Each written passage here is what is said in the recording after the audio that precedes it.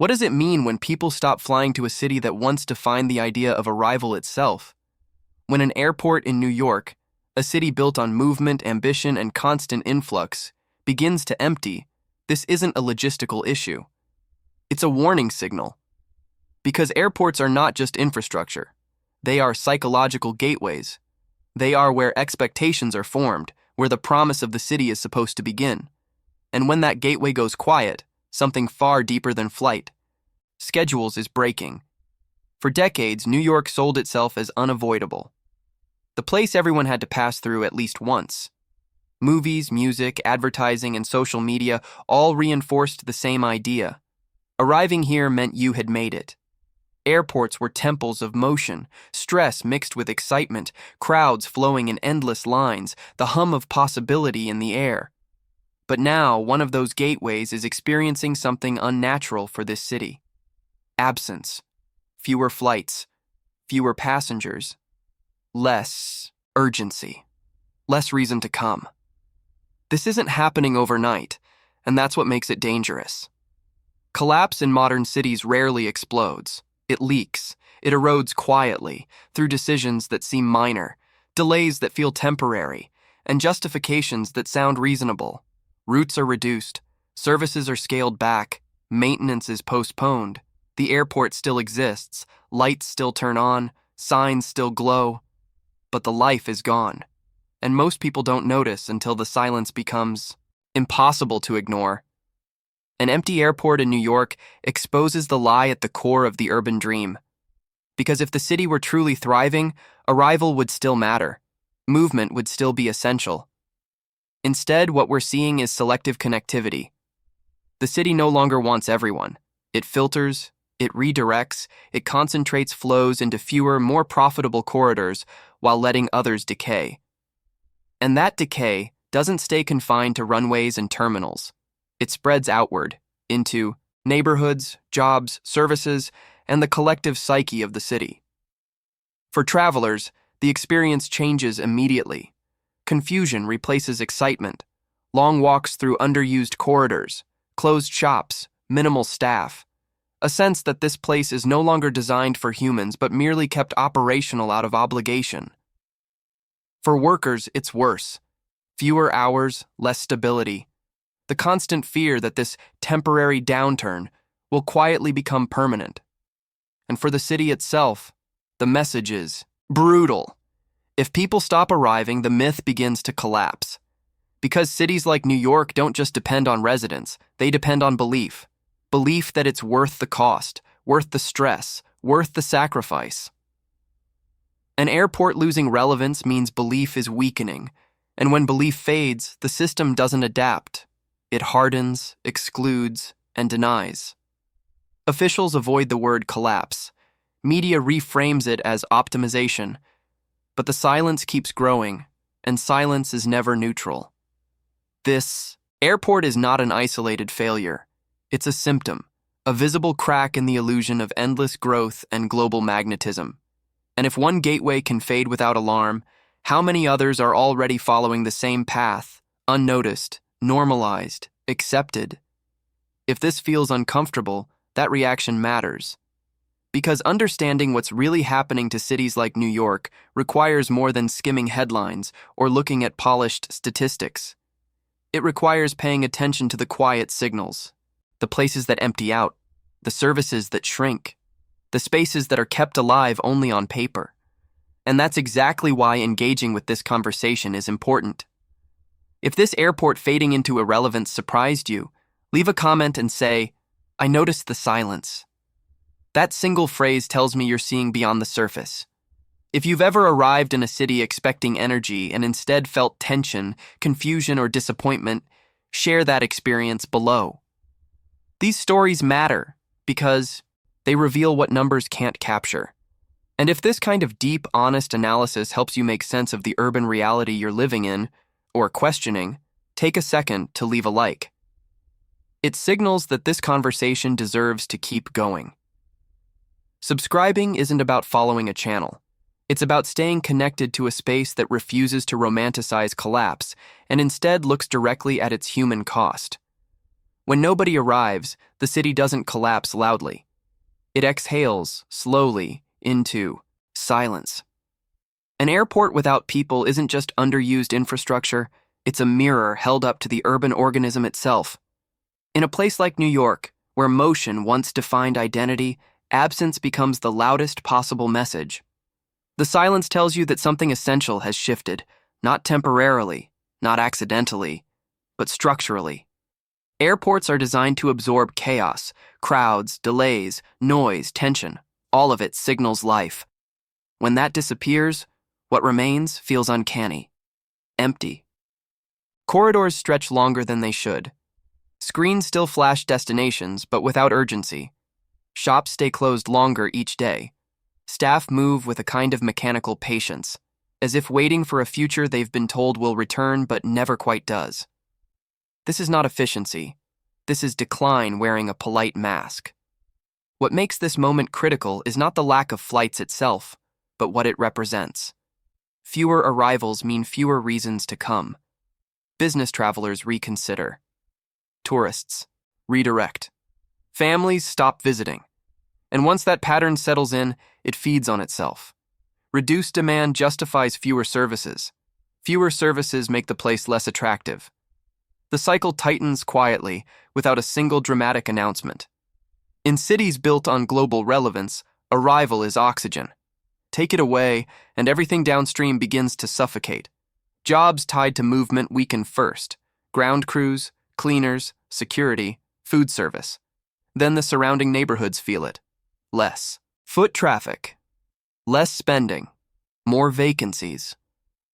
What looks like a transportation issue is actually a social one, unfolding in layers that most people never connect back to that first empty gate. There's also a psychological fracture here. People sense when a place no longer expects them. An airport with no energy communicates indifference.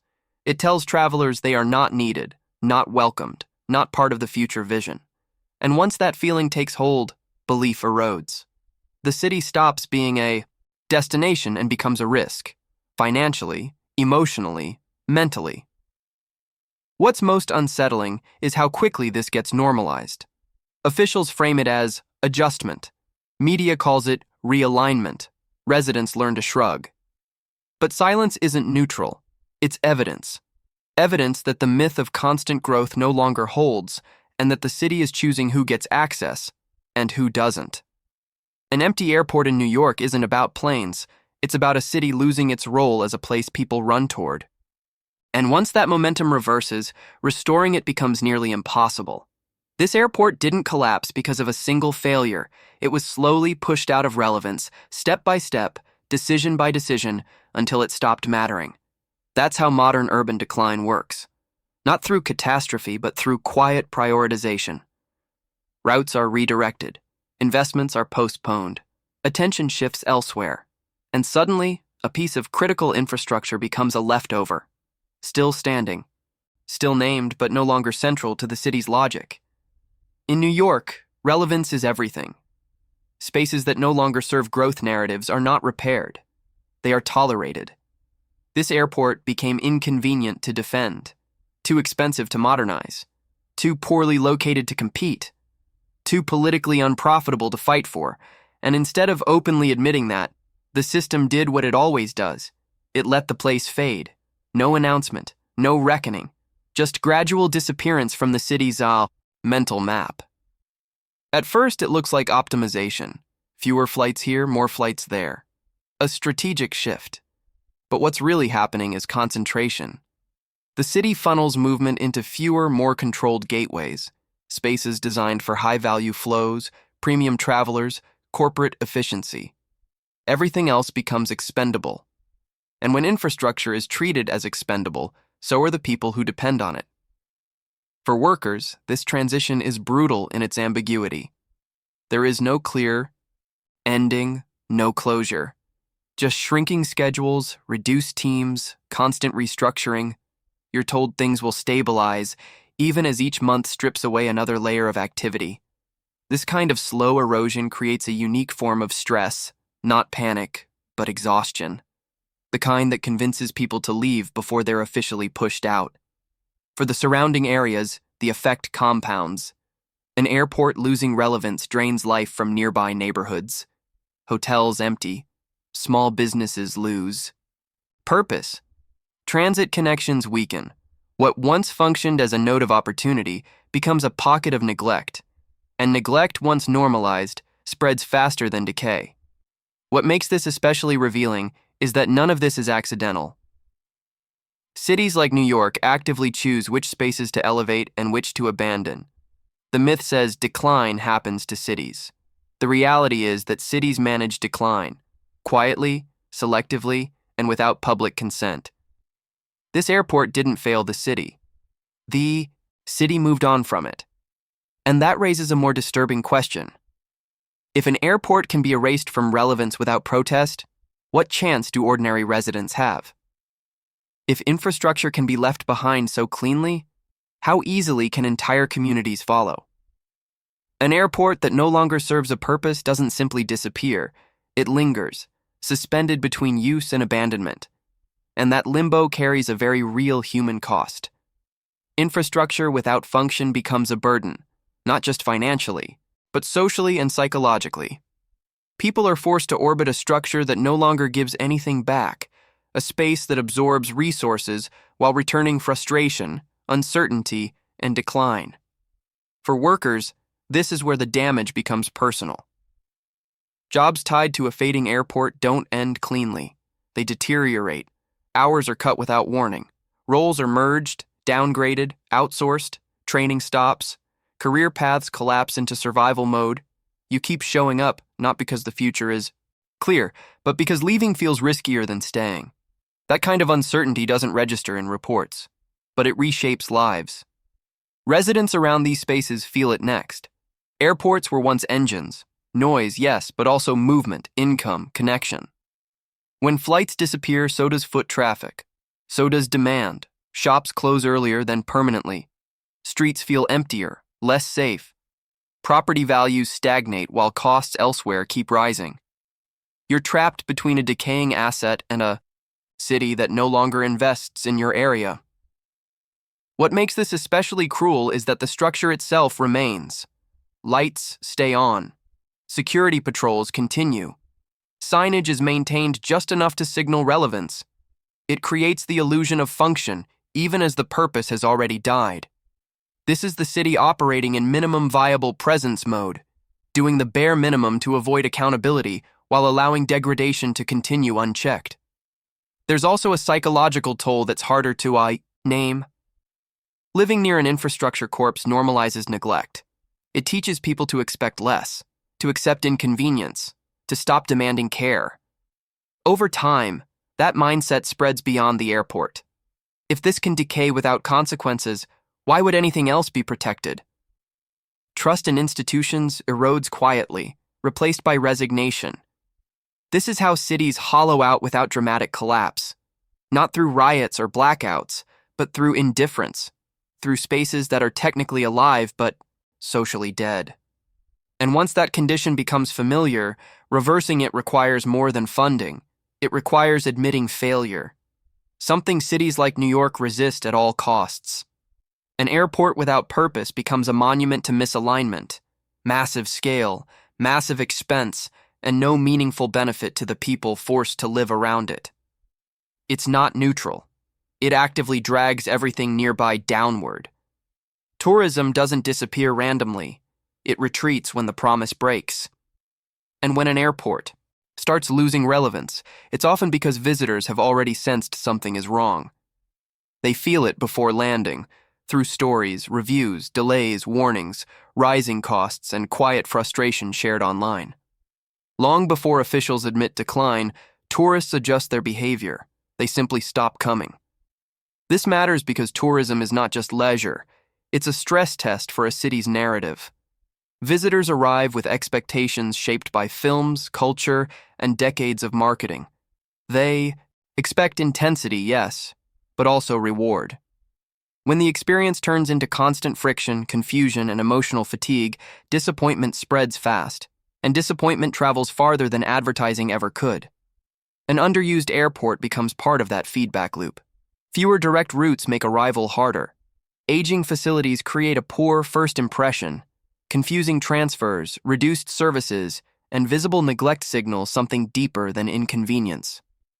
For many travelers, this is the moment the illusion cracks. They realize the city is no longer built to welcome, it's built to extract. What's striking is how quickly this shifts perception. A city that once felt magnetic starts to feel hostile. Not dangerous in the dramatic sense, but exhausting, overpriced, unforgiving. Visitors don't just leave unimpressed, they leave relieved. And when relief becomes the dominant emotion at departure, return rates collapse. This isn't about trends or preferences, it's about threshold, fatigue. There is a point where the cost, emotional, financial, psychological, outweighs the symbolic value of saying, I went to New York. When that point is crossed, tourism doesn't decline gradually. It reroutes. Other cities become substitutes. Other experiences feel safer, calmer, more human. The airport reflects this shift brutally. Empty gates aren't just missing passengers, they represent missing belief. Fewer arrivals mean fewer people willing to tolerate the city's friction and exchange for its promise. And once that tolerance evaporates, marketing becomes noise. No campaign can compensate for lived disappointment. What's most telling is that this process rarely triggers alarms. Authorities celebrate quality over quantity. Media reframes absence as intentional refinement. But the ground truth is simpler. People are opting out. And opting out is the most powerful signal a city can receive.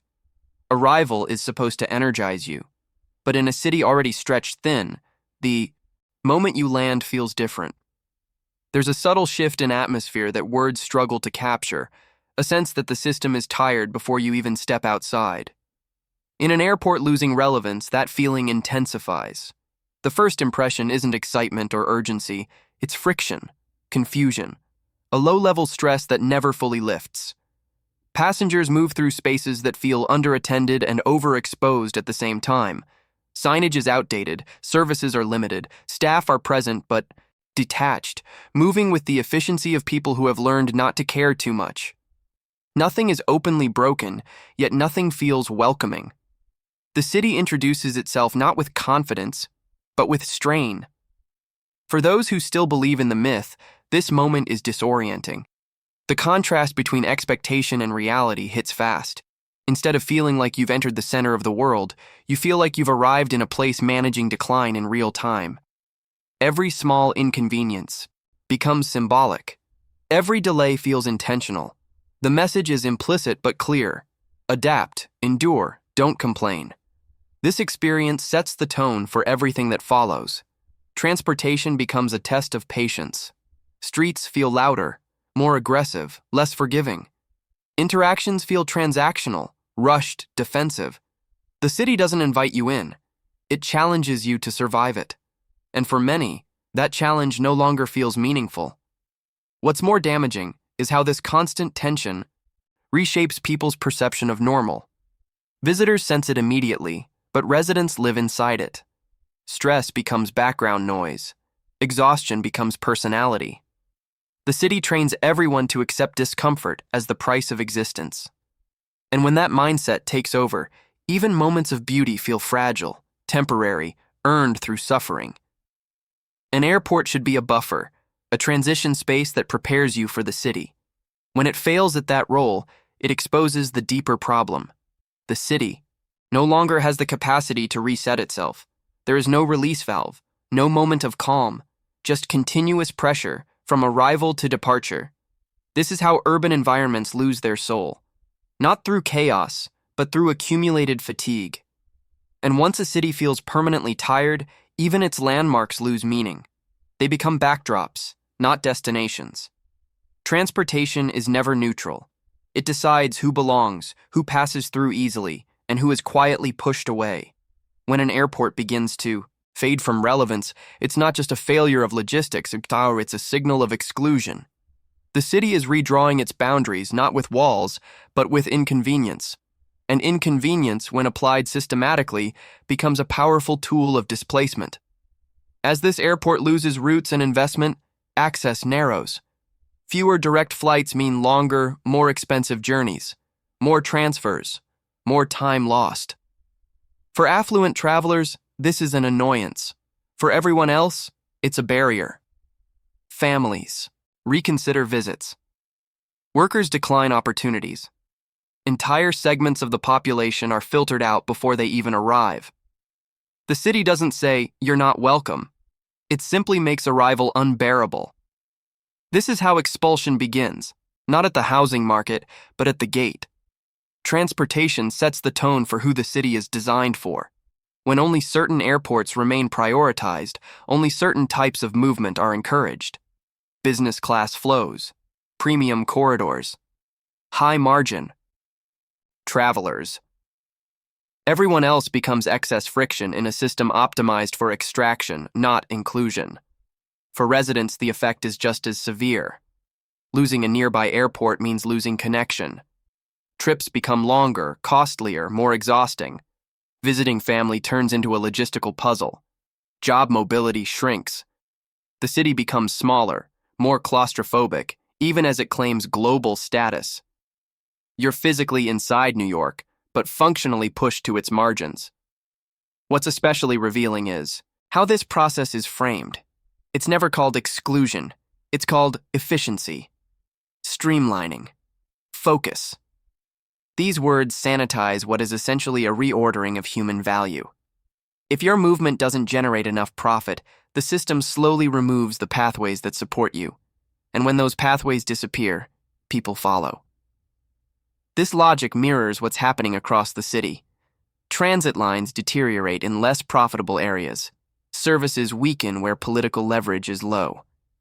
Infrastructure becomes a privilege, not a public good. The airport is simply the most visible expression of a broader pattern. New York no longer expands to include people. It contracts to protect margins. Over time, this creates a city that feels hostile by design, not aggressively, but passively. You're allowed to stay as long as you can absorb the cost, as long as you don't demand ease, dignity, or stability. And when enough people decide they can't, the city doesn't collapse. It hardens. An airport losing relevance is the first checkpoint in that process.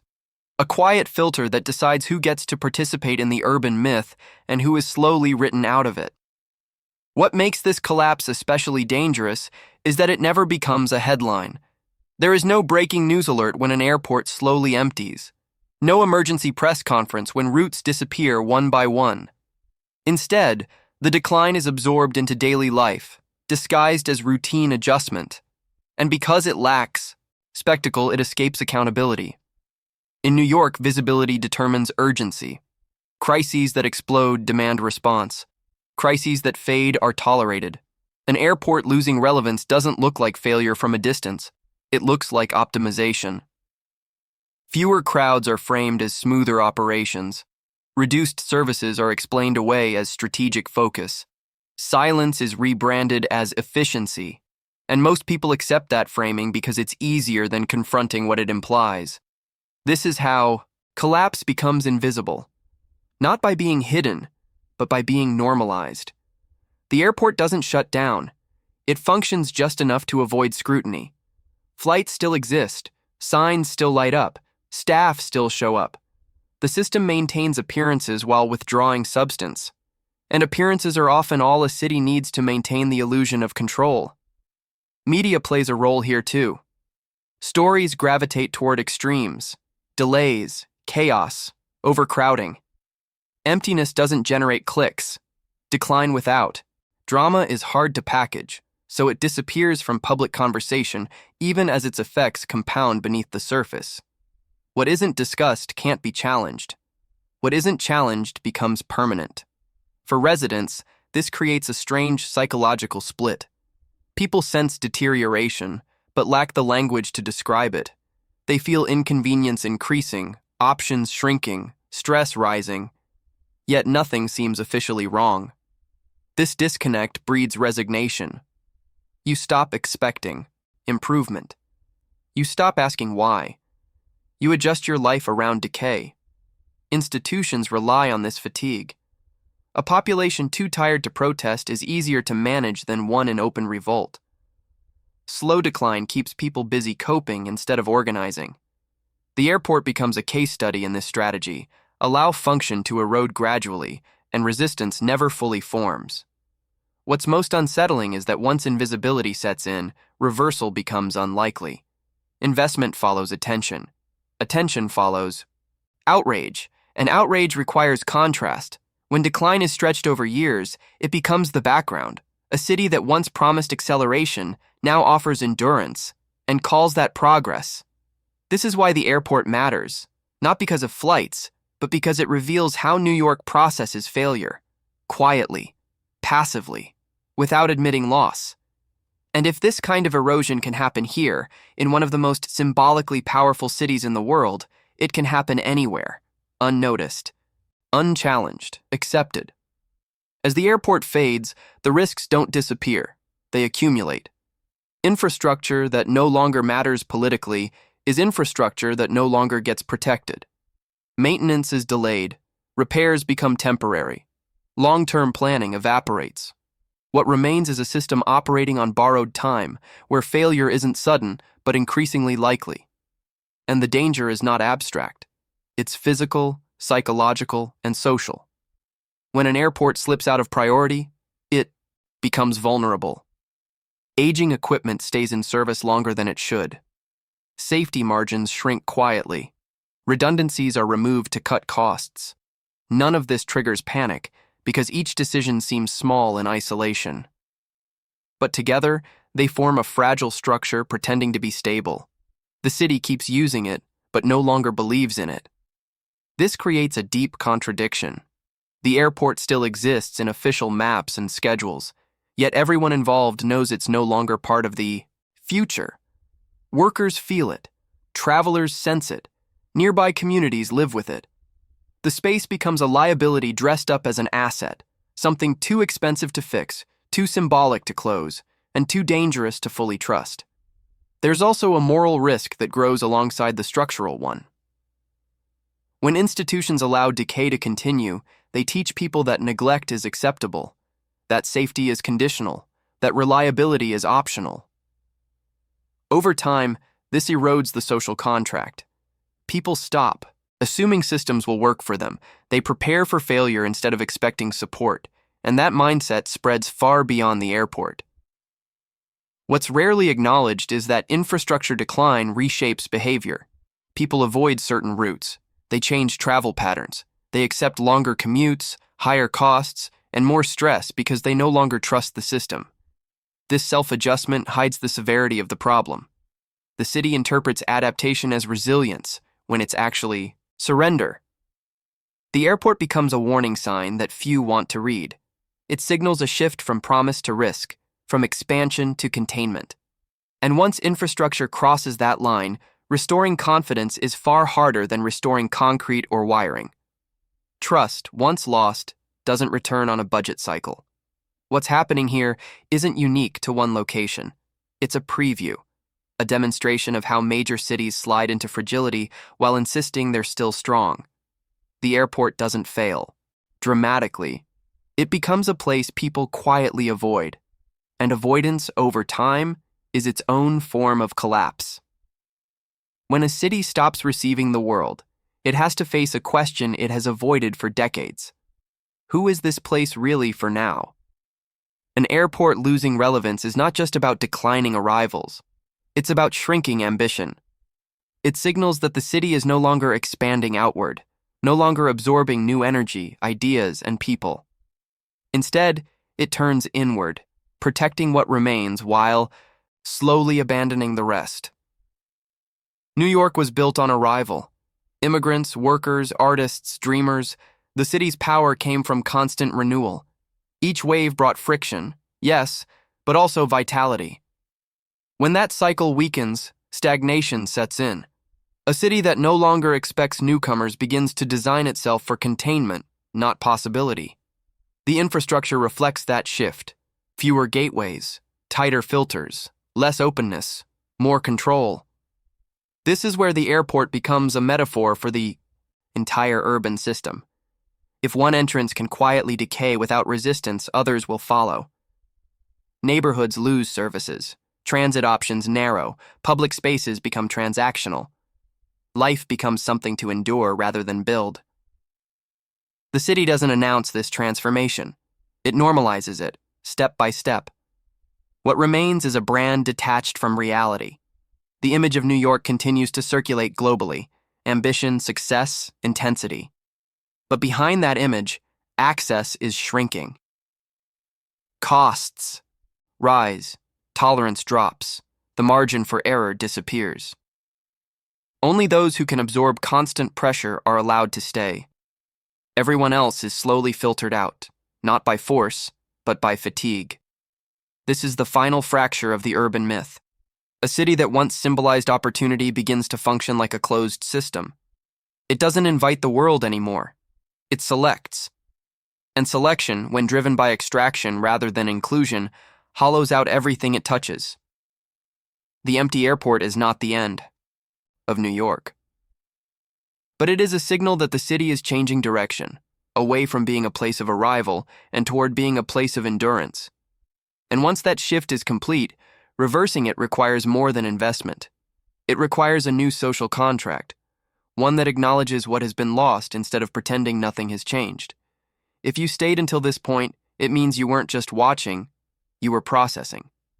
And that matters, because understanding urban collapse isn't about panic or spectacle, it's about awareness. Cities don't fail all at once, they wear people down quietly, and noticing that is the first step towards seeing the system for what it really is. If this analysis resonated with you, take a moment to subscribe to the channel, not for algorithms, but to stay connected to conversations that refuse to romanticize cities that are actively exhausting the people inside them. Leaving a like tells this platform that critical, uncomfortable truths still deserve space. And I want you to leave a comment with this exact phrase: "The myth is breaking."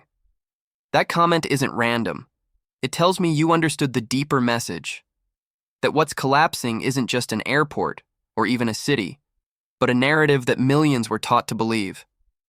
If you're ready to keep going, the next video is already on your screen.